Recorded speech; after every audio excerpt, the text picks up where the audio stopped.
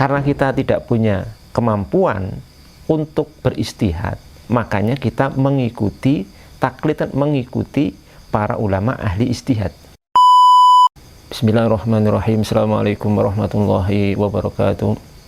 Alhamdulillahirabbil alamin wassalatu wassalamu ala asyrafil anbiya'i wal mursalin sayyidina Muhammadin wa ala alihi wa sahbihi wa man tabi'ahum bi ihsan ila yaumiddin. Tsumma amma ba'd.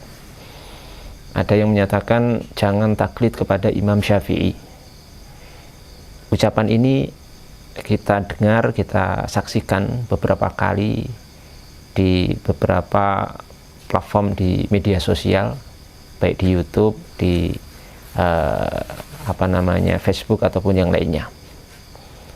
Ucapan ini sekilas benar, tapi sebenarnya kalau kita cermati justru mengandung beberapa sisi kesalahan yang cukup fatal sekali.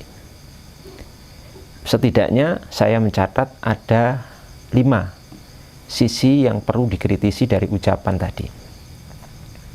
Yang pertama, kalau kita dilarang taklid kepada Imam Syafi'i, sebenarnya level kita itu di tingkat apa? Wong kita ini levelnya muqallid, bukan ulama, bukan ahli istihad. Terus kalau tidak kemudian kita taklid kepada ulama mustahidin, terus kita taklid kepada siapa? Kita bisa sholat, kita bisa mengerti tentang masalah sholat, masalah wudhu, masalah bersuci, masalah hukum najis dan lain sebagainya, kemudian mengamalkannya. Itu dari mana?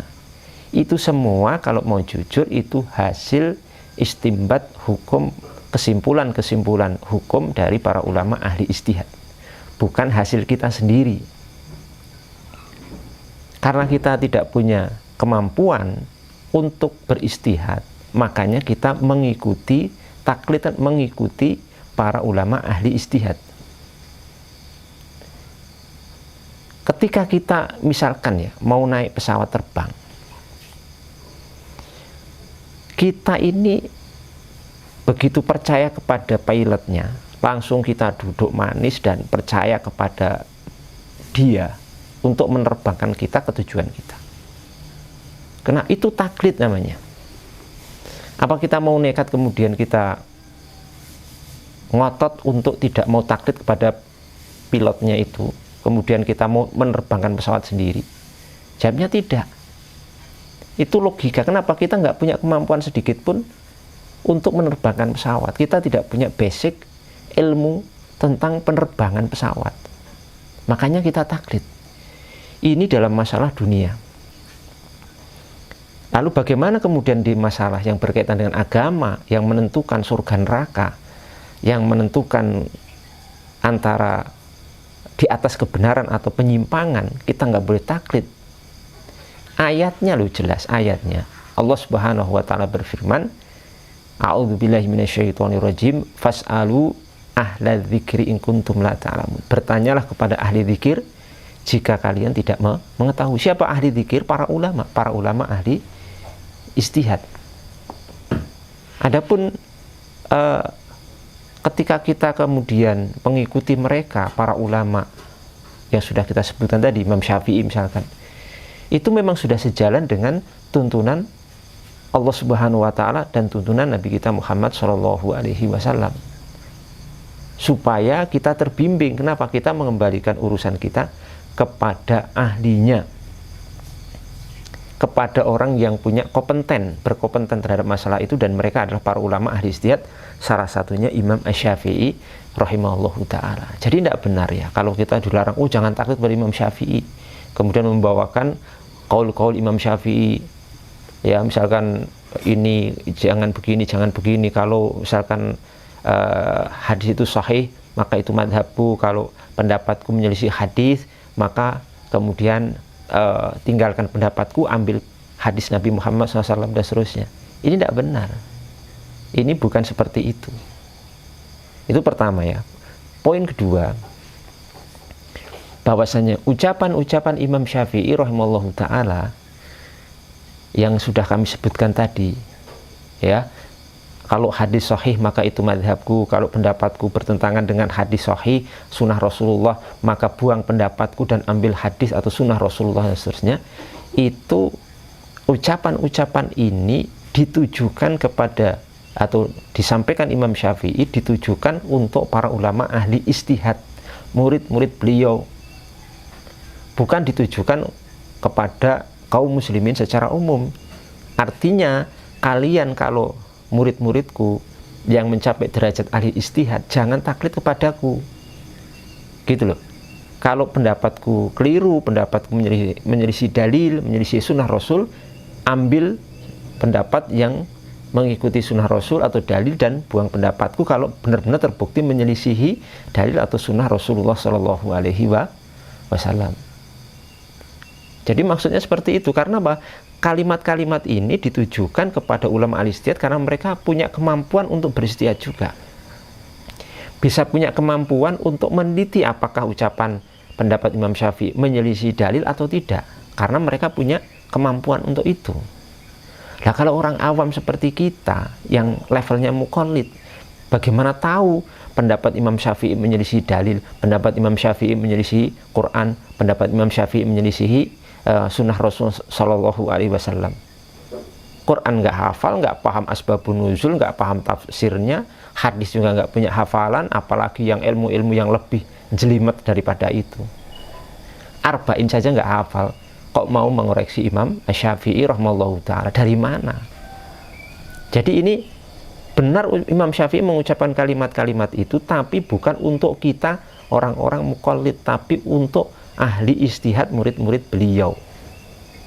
Kalau ahli ijtihad memang dilarang taklid kepada ahli ijtihad satunya, karena mereka punya kemampuan untuk berijtihad. Tapi kalau muqallid, ya itu nggak berlaku karena kita nggak punya kemampuan untuk berijtihad, untuk melakukan istimbat hukum-hukum syar'i. Itu poin kedua. Poin ketiga,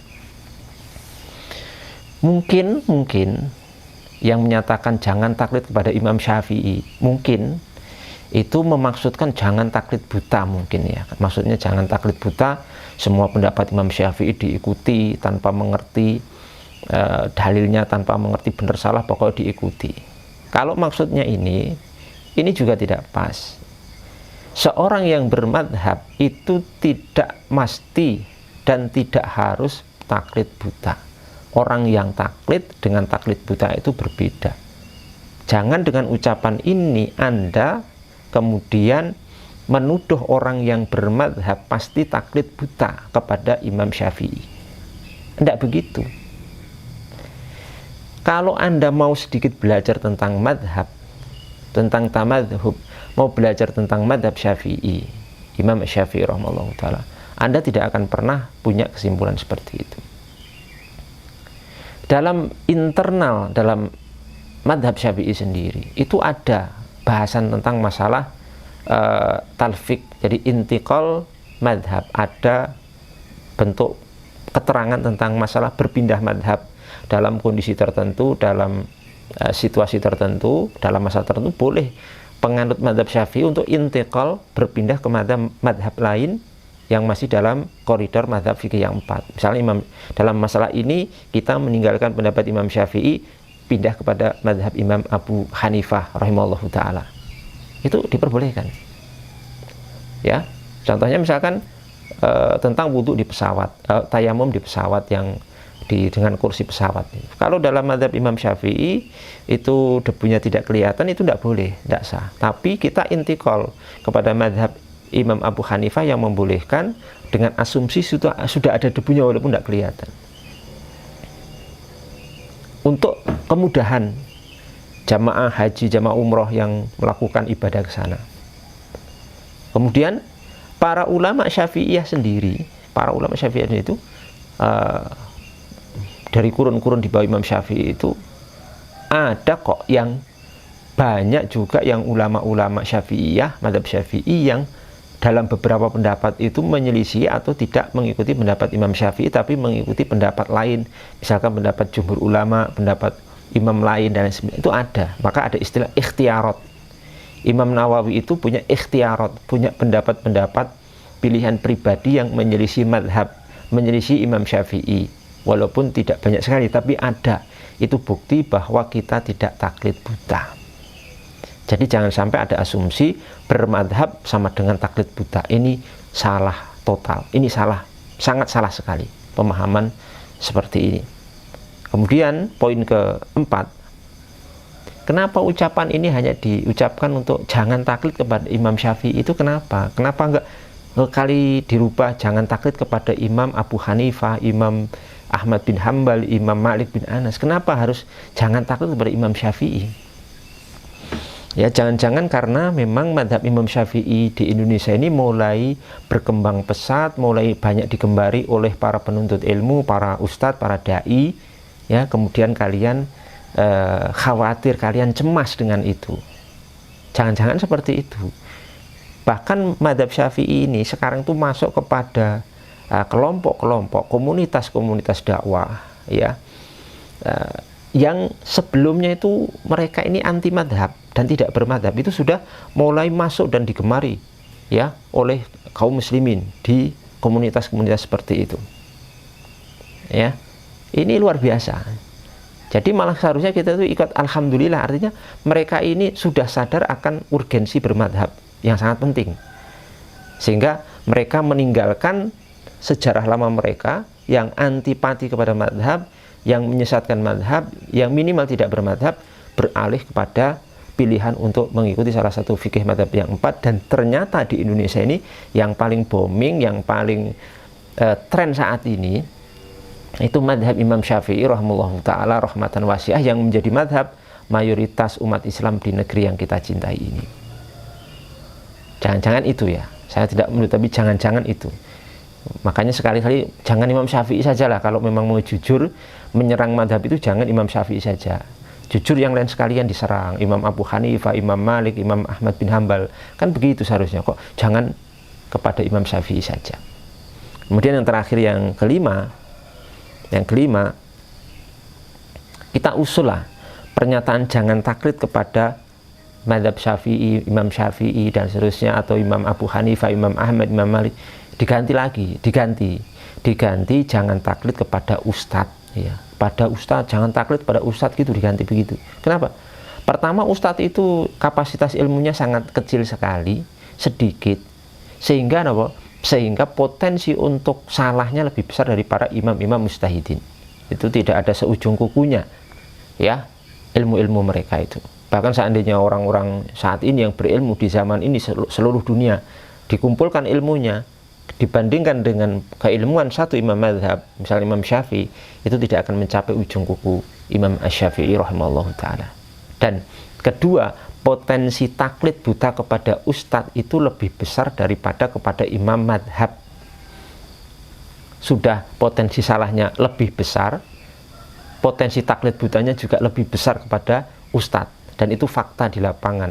Ustadz, kalau ada imam madhab beda dengan ustadz, yang benar harus ustadz, gitu. Kalau kemudian imam madhab ini punya pendapat menyelisih pendapat ustadz atau kelompok tertentu, yang benar harus ustadz, kan begitu, faktanya seperti itu.